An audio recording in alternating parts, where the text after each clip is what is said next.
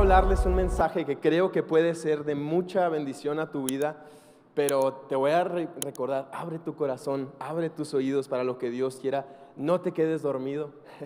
Si te desvelaste anoche, pues échale ganas ahorita por no quedarte dormido, pero quiero empezar dándote un poquito de contexto de quién soy yo. Bueno, primero que nada, si a lo mejor, porque tengo la verdad meses que no me toca compartir, si no me conoces o nunca me he presentado contigo personalmente, yo me llamo Isaac, mucho gusto, junto a mi esposa Andrea, ahí está en la cámara, junto con ella trabajo aquí, servimos aquí en la iglesia en distintas áreas y pues bueno, ese soy yo.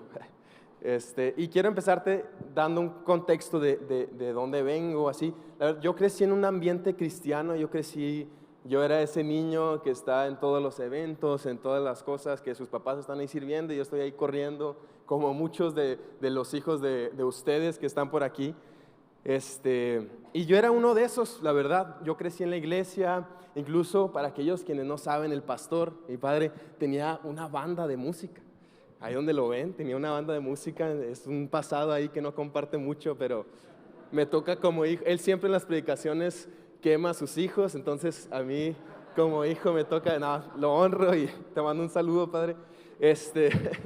Pero él tenía una banda y me acuerdo de haber yo estado en momentos, pues la verdad muy padres, en donde sé que Dios se movía, que había ministraciones y yo tenía como un entendimiento superficial, por así decirlo, de quién era Dios, pero honestamente no tenía una relación con Dios, no tenía una relación cercana con Dios y no fue hasta, me acuerdo yo, pues sigo dándote contexto, termino la preparatoria y decido meterme a un instituto bíblico. Ahora, para esto obviamente yo creía, la verdad, que yo ya era un discípulo y pues porque venía a la iglesia y servía y aquí estaban todos los eventos y honestamente no tenía una relación con Dios. Y para no hacerte así el cuento largo, un mes antes de graduarme del instituto bíblico, yo me acuerdo que en una clase, sin ningún pianito, ni alabanza, ni nada, en una clase simplemente con la palabra, me acuerdo estábamos estudiando en ese momento el pasaje de Juan 3 que es de Nicodemo. Nicodemo era un buen hombre. Total, este pastor termina diciendo que hay personas moralmente buenas, pero que necesitan aún nacer de nuevo. Yo era uno de esos, me entrego a Cristo. En ese momento de la clase, yo recibo una revelación de verdad, fue de que, ¿qué está pasando? Me acuerdo que se acabó la clase y nos daban como un coffee break. Fui al baño y en el baño de los dormitorios ahí de los hombres, no te quiero ni platicar cómo estaba ese baño. Imagínate, baño de puros jóvenes, hombres, 20 hombres en un baño, ¿no? Pero me acuerdo que ahí cerré la puerta y me hinqué, y de verdad 100% real, creo que ahí fue cuando entregué mi vida a Cristo verdaderamente. Días después voy con mis pastores, mis padres, confieso cosas que estaba haciendo y hay una transformación en mi vida. Pero hoy quiero hablarte de dos cosas que yo noté cuando el Señor me reveló que Él quería tener una relación íntima conmigo. Lo primero que noté que pasó fue que sentía la presencia de Dios como nunca antes. Y ahora quiero aclarar que hay dos tipos de la presencia de Dios. Está la omnipresencia, que sabemos, pues es cuando David en los Salmos habla de que si voy al cielo, ahí estás tú, si bajo a un abismo, ahí estás tú, ¿no? Dios es omnipresente, lo sabemos, ¿verdad? Pero a lo que me refiero es al segundo tipo de la presencia de Dios, que es la manifestación de Dios. Y me acuerdo, ¿a qué me refiero con esto? Esto es una parte fundamental de la vida del cristiano, cuando Dios se manifiesta. ¿Y qué es esto? Te voy a poner el ejemplo. Yo me acuerdo en ese tiempo, la verdad es que en los primeros pasos así, en mi relación íntima, personal con Dios, en una de esas iba en un avión y esta historia es verídica, se los prometo. Yo sé que parece chiste, pero es verídica. Iba en un avión y de repente volteo a ver a la ventana y veo el cielo. Veo pues la tierra, ahora sí que el cielo y la tierra. Y me acuerdo que volteo a ver y dije, no puedo creer que el mismo que creó todo el universo es mi Padre. O sea, fue de verdad, y me acuerdo que en ese momento empiezo a llorar, pero de esas veces que estás llorando así, que te salen los mocos y voltearon a verme así los que estaban al lado. Y me acuerdo que hasta llegó la hermosa así, oye, joven, te ofrezco un agua.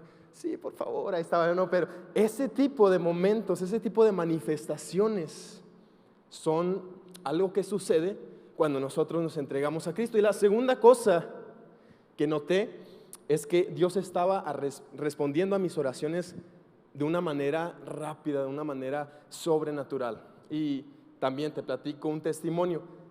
Yo me acuerdo que yo estaba viviendo en Monterrey, por ahí del 2017, 16, y me acuerdo que sentía una carga por venirme aquí a Saltillo, a servir en la iglesia, a estar aquí, y oré a Dios, literalmente, ya había empezado mi universidad allá en Monterrey, ya habían pasado 3 semanas, y me acuerdo que oré a Dios en ese momento, y le dije, Dios, si se puede, voy a hablar a la universidad y ayúdame con este cambio para poder irme allá, ¿no? Hablo y me dicen, no, hombre, pues la verdad es que sí está difícil porque pues ya pasaron 3 semanas de que empezó, te tendrías que esperar al otro semestre. Y dije, híjole, pues bueno. Me dicen, pero mañana te hablamos. Y me acuerdo que la mañana siguiente me hablan y me dicen, no, hombre, ¿sabes qué? Vente. Y no solo eso, sino que te vamos a dar una beca. Y no solo eso, sino que ni siquiera tienes que presentar un examen, porque tienes más de tanto promedio y no sé qué. Entonces, vente. Y dije, su mecha, o sea, Dios estaba respondiendo a mis oraciones de una manera hasta, dices, ¿qué es esto? Pues ser cristiano está bien chido, déjame, le pido un carro nuevo, ¿no? Que venga ese carro. Pero me acuerdo que esas fueron de las cosas que noté. Pero honestamente, años después, un par de años después, un año después más o menos, empecé a sentir como la presencia de Dios se sentía un poco distante, un poquito lejana, ya no sentía otra vez de que decía, volteaba a ver el cielo y decía Jesús y pum, estaba en el piso. Ya no era lo mismo. ¿Qué está pasando? Y me acuerdo que le hacía preguntas a Dios, que decía, ¿por qué siento que tus promesas, las promesas que me diste, el llamado que me diste, siento que estoy retrocediendo? Siento que nada de lo que estoy viviendo va conforme a lo que tú me llamaste. No sé si alguien se relaciona con esto, que hayan pasado por una temporada así en su vida. ¿Sí? Creo que todos lo reconozcas en este momento, ¿no? Pero todos hemos pasado por un momento en donde sentimos que Dios está lejos o que Dios está en silencio. Y empecé a tener este momento en donde sentí que las promesas de Dios se veían lejanas. Y hoy quiero hablarte de esto. El título del mensaje es El camino a tu destino. ¿Sí? Y sabemos que Dios tiene nuestra meta principal, que es algún día estar en el cielo con Él, cara a cara, adorándole, pero sabemos también que Dios nos da un propósito en esta tierra, ¿verdad? ¿Estás conmigo? Pero es importante que entendamos, y el día de hoy quiero que veamos eso, que entendamos la manera en la que Dios trabaja con sus hijos para que lleguen a cumplir el propósito que tienen aquí en la tierra. Entonces, no sé si tú sabías, pero tú tienes un propósito aquí en esta tierra. A lo mejor dices, pues es que eso es para los jóvenes. No importa la edad que tengas, no importa lo que hayas vivido, Dios tiene un propósito y tiene un destino, un llamado que Dios ha puesto personalmente. Y a lo mejor hay alguien aquí que dice, bueno, pero es que yo no siento que tenga uno. Bueno, quiero animarte en amor a que busques a Dios. La palabra dice que aquellos quienes buscan diligentemente con fe serán recompensados. Sí, y estas las promesas de Dios son una parte de lo que habla en este versículo. Y la manera en que Dios trabaja con nosotros es esta. Lo primero es que Él nos da su promesa, ¿ok? Él nos da destellos de a dónde nos va a llevar. Vemos, por ejemplo, la vida de José. Vemos que él, siendo un jovencillo, Dios le da sueños. Vemos la vida de David, que siendo igual un joven es ungido.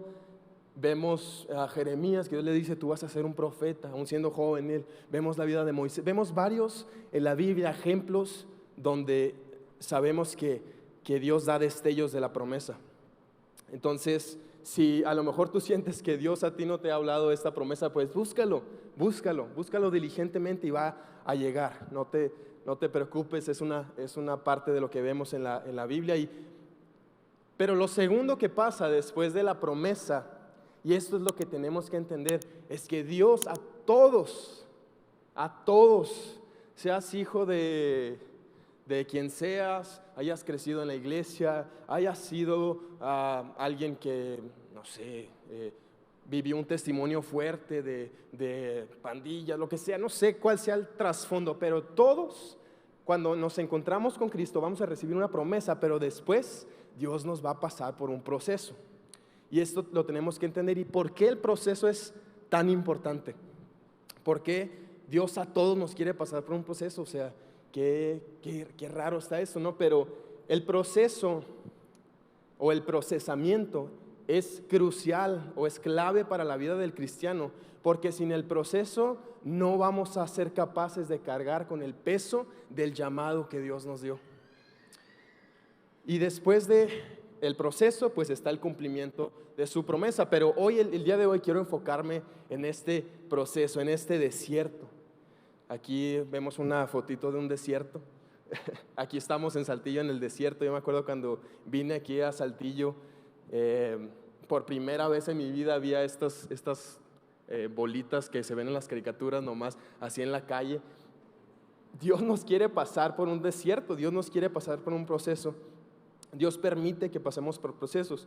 Y acompáñame a leer primera de Pedro 1:4. Dice: y hará que ustedes reciban la herencia que Dios les tiene guardada en el cielo, la cual no puede destruirse, ni mancharse, ni marchitarse. Por esta razón, ustedes están llenos de alegría, aun cuando es necesario que durante un poco tiempo pasen por muchas pruebas. Y di conmigo, un poco tiempo. Un poco tiempo es súper relativo. Yo me acuerdo, mi esposa y yo nos casamos, todavía estamos así en nuestros primeros meses, nos casamos hace unos 10 meses, espero no estarme equivocando. Y me acuerdo el primer mes, pues estábamos ahí adaptándonos en quién hacía qué limpiaba yo, qué hacía ella. Y a ella pues le tocaba la ropa, por así decirlo, ¿no? Y me acuerdo que él decía: mi amor, ¿puedes lavar la ropa? La lavaba, la secaba, y sí, de volada, así, bien, en un ratito la lavo, no te preocupes. La secaba, pero la ropa en la secadora duraba de 5 a 10 días hábiles, más o menos. ¿Alguien le ha pasado esto? La verdad es lo que más da flojera, doblar la ropa y guardarla, ¿no? Ya está limpia, pues nada más la sacas de ahí. No se crea. Pero un poco tiempo es relativo. Y más para Dios, la Biblia dice que un día son como 1000 años y 1000 años como un día para Él. Entonces, cuando la Biblia dice durante un poco tiempo pasen muchas pruebas, no podemos pensar que es nuestro un poco tiempo. ¿Me explico? Y seguimos leyendo. El versículo 7, si no me equivoco, dice: porque la fe de ustedes es como el oro, su calidad debe ser probada por medio del fuego. La fe que resiste la prueba vale mucho más que el oro. Y creo que es un tema que por lo menos en mi generación no se toca tanto, pero hay algo que vemos en la Biblia que es el proceso por el cual Dios nos quiere llevar, que la Biblia varias veces lo llama santificación, este proceso de santificación. Dios nos quiere pasar por este proceso. Y la santidad, porque yo me acuerdo cuando empezaba a venir a la iglesia de niño, no, busquemos ser santos. Yo decía: ay, híjole, no, hombre, pues eso está bien cañón, tengo que traer una túnica. Pero ¿qué es la santidad? La santidad no es el resultado de tu esfuerzo. La santidad es el resultado de la gracia de Dios sobre tu vida. Y sé que pues esta es una ciudad de ingenieros. ¿Cuántos aquí son ingenieros? Yo, la verdad, pues por lo menos los amigos aquí que tengo son el 90% ingenieros. Y me van a entender por qué la Biblia habla de que tenemos que ser probados como el oro. No sé si tú sabías, pero el anillo, un anillo de 14 quilates es 14 partes oro puro y 10 partes otros metales como zinc y otros metales un poco más ligeros, ¿no? Entonces, ¿qué pasa cuando tú un anillo de oro lo pasas por el fuego y se funde? Se hace líquido. ¿Y qué pasa? Las impurezas, estas partes que son un poco más ligeras, salen a flote. Pero déjame preguntarte algo, ¿podríamos sacar las impurezas del anillo sin pasarlo por el fuego? Sería imposible. Dios quiere pasarnos por el fuego, por eso varias veces vemos en la Biblia que tenemos que ser pasados por el fuego para que esas impurezas salgan. Y Dios me hablaba esto, muchas veces Dios va a permitir que nosotros lleguemos a un punto de tener aflicciones, de tener dificultades. Dios lo va a permitir, ¿para qué? Para que estas impurezas salgan. Y hay algo que tenemos que entender también, que cuando estas impurezas salen, estas cosas de nuestro carácter que Dios quiere ir refinando, cuando estas impurezas salen, es un momento donde Dios puede determinar, bueno, no Dios, pero nosotros con nuestro corazón y con nuestra actitud podemos de cierta manera afectar en nuestro destino, si nuestro llamamiento se cumple o no. Y sígueme aquí en esto. Podemos en estas dificultades culpar al pastor porque es que no me está dando la oportunidad que me merezco. Podemos culpar a nuestra esposa, podemos culpar a tus hijos, a tus padres, a tu compañero de trabajo, a tu jefe de trabajo. Puedes culpar a quien sea por esas cosas. O podemos arrepentirnos de esas cosas y que el proceso de refinamiento no sea prolongado por nuestro carácter. Porque lo vemos, y ahorita te voy a dar unos ejemplos, pero quiero que veamos la vida de José. ¿Conocen la historia de José? ¿Todos están familiarizados? ¿Alguna vez la han leído? José recibió, pues conocemos la historia, recibió un sueño de que iba a ser un gobernante y un líder. Dice la Biblia que él tenía alrededor de 17 años, era un adolescente realmente todavía. Y leemos Génesis 37:2, dice: trabajaba para sus medios hermanos, los hijos de Bilha y Silpa, dos de las esposas de su padre. Así que le contaba a su padre acerca de las fechorías que hacían sus hermanos. ¿Qué quiere decir esto? Que José era un chismoso, en pocas palabras. Seguimos leyendo, sabemos, José les cuenta el sueño de que ustedes se van a postrar ante mí, lo que tú lo puedes leer ahí, está en el capítulo 37, dice: sus hermanos respondieron: ¿así que crees que serás nuestro rey? ¿No es verdad? ¿De veras piensas que reinarás sobre nosotros? Así que lo odiaron aún más debido a sus sueños. Y pon atención en esto, dice, y a la forma en la que los contaba. Entonces, además de un chismoso que era David, un presumido. Entonces, vemos que Dios le da la promesa, ¿sí? Vemos que Dios le da la promesa, pero vemos también que hay cosas en el carácter de José que tienen que ser refinadas. Vemos que él es presumido, que es chismoso, que habla como si fuera el favorito de Dios. Así que Dios dice, pues bueno, vamos a refinar a este cuate, ¿no? Y Dios lo hace, o Dios permite que José pase por un proceso. Sabemos la historia, sus hermanos lo venden como esclavo, y ahora de ser el bisnieto, si no me estoy equivocando, el bisnieto de Abraham mismo, el que recibió la promesa, de ser esa persona, ahora es un esclavo. ¿Cómo es posible que el que acaba de recibir un sueño donde Dios le dijo, vas a hacer esto, y acaba de recibir ese sueño, y ahora está como esclavo? Y me imagino, ponte a pensar en eso, porque a veces lo leemos muy rápido, pero ponte a pensar, después de un año, pues, dijo, pues ya aprendí, va a rescatarme mi padre, van a venir mis hermanos. Pasan 2 años, 3 años, 10 años, 10 años como esclavo. Y muchas veces tú y yo, honestamente, a los 6 meses de que Dios nos llama y no vemos que se cumple lo que Él nos dice, estamos enojados, estamos frustrados, Y vemos la vida de José, y la verdad este hombre es un ejemplo para todos nosotros. Después de estos 10 años, pues José crece, ya tendría alrededor de 27 años, pues me imagino que el vato hacía ejercicio, no sé, estaba guapillo, quién sabe, pero la esposa de Potifar, ya me quedan 10 minutos, la esposa de Potifar va y se le entrega básicamente, y dice la Biblia que él sale huyendo, él teme al Señor, entonces sale huyendo.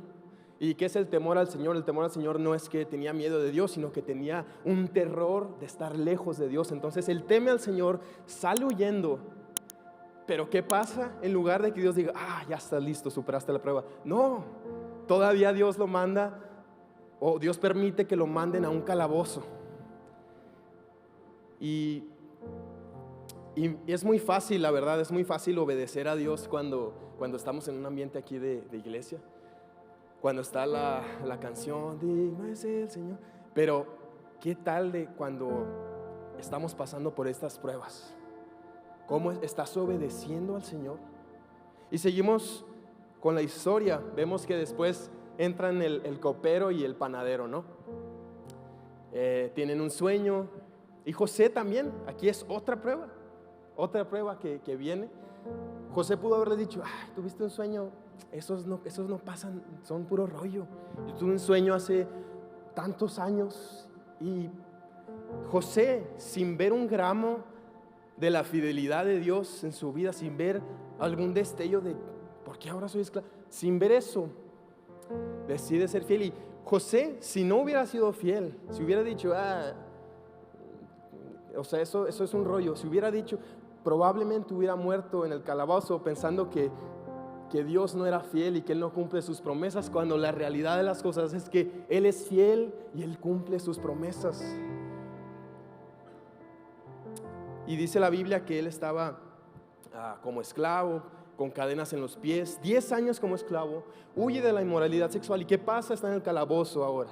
Y luego todavía sale y el copero se le olvida a José. Pasan tantos años después, el rey tiene un sueño, conocemos la historia, viene el tiempo de la abundancia, el tiempo de la escasez. José termina saliendo, siendo un gobernante ahí en Egipto, y realmente termina siendo una de las personas más poderosas del mundo, porque en ese tiempo Egipto era una nación, o la nación más poderosa, por así decirlo. Y si José hubiera sido tal vez como tú y como yo, hubiera tenido queja, pero no hubiera alcanzado el propósito grande que Dios tenía para esta tierra. Probablemente a lo mejor sí hubiera tenido su salvación, no sabemos, no tenemos el salvómetro, pero en esta tierra no hubiera cumplido el destino y la promesa que Dios le dio. Quiero decirte algo, el único que puede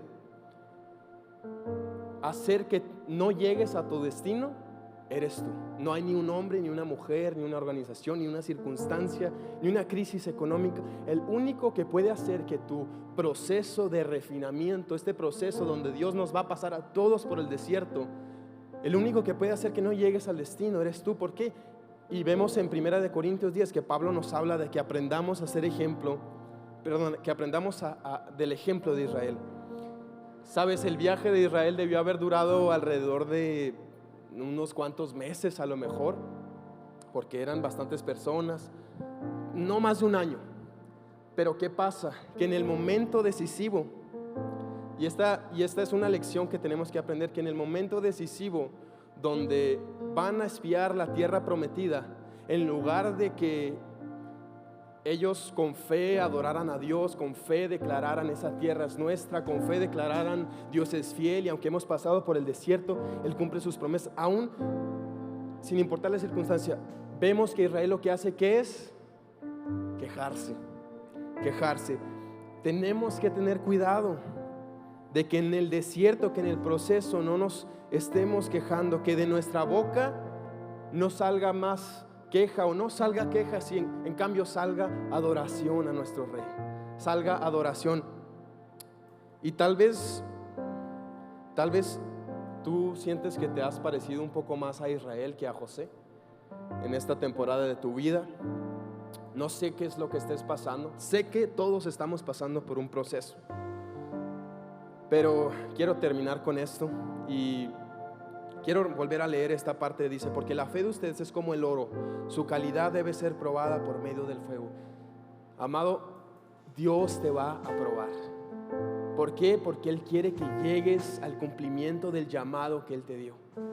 Sé fiel en el desierto, sé fiel en donde estés viviendo. El tiempo del desierto no es un tiempo donde Dios te abandonó, no es un tiempo donde Dios te está dejando solo, es un tiempo donde Él te está preparando para algo mayor que viene para tu vida. Y quiero terminar con esto. Si puedes ponerte de pie ahí donde estás.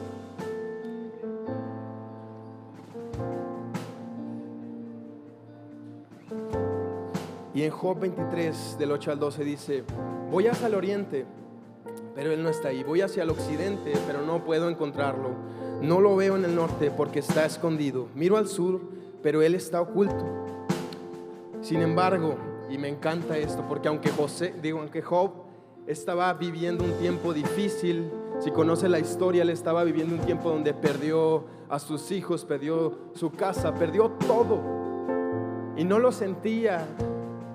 Job en ese momento no sentía la manifestación, pero ve lo que dice a continuación: sin embargo, él sabe a dónde yo voy, y cuando me ponga a prueba, saldré tan puro como el oro, pues he permanecido en las sendas de Dios. He seguido sus caminos y no me he desviado. No me he apartado de sus mandatos, sino que he atesorado sus palabras más que la comida. Iglesia, yo te quiero hacer un llamado a esto, a que entiendas y a que nos aferremos a la palabra de Dios. Que por encima de tus circunstancias te aferres a la palabra de Dios. Por encima de la crisis que estés viviendo, de cualquier tipo de la enfermedad, por encima de ese momento de silencio donde no escuchas claramente la voz de Dios, hacia dónde voy, escucha la palabra de Dios. Aférrate a su palabra. Por encima de la murmuración, que de nuestra boca salga adoración a nuestro Rey. Y ahorita vamos a terminar adorando, pero antes de eso quiero hacer esta pregunta. Si tú sabes que en este tiempo te has estado quejando, tal vez estás pasando un tiempo de desierto, pero si sabes que has estado murmurando, primero quiero decir esto: Dios es bueno para perdonarnos. Pero si sabes que has estado pasando por algo así, ahí donde estás, levanta tus manos.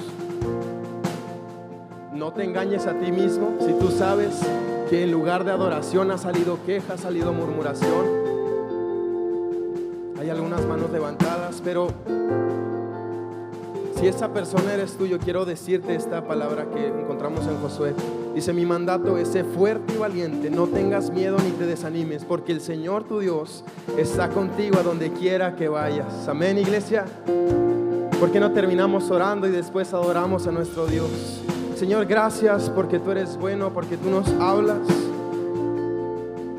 Ahora sé que tú has estado preparándome, Señor. Sé que he estado viendo esta temporada con la perspectiva incorrecta, Dios. Ayúdame a ver esta temporada con el lente correcto, Dios. Y hoy, con mayor entendimiento, te doy mi alabanza. ¿Y por qué no damos un fuerte aplauso a nuestro Dios y cantamos este coro que estábamos cantando, dándole gloria a Él? Digno es el Señor en su trono. Vamos, ahí donde estás, levanta una adoración en medio de lo que estés viviendo. Vamos, iglesia. Vamos, levanta tu voz, decimos: Altísimo.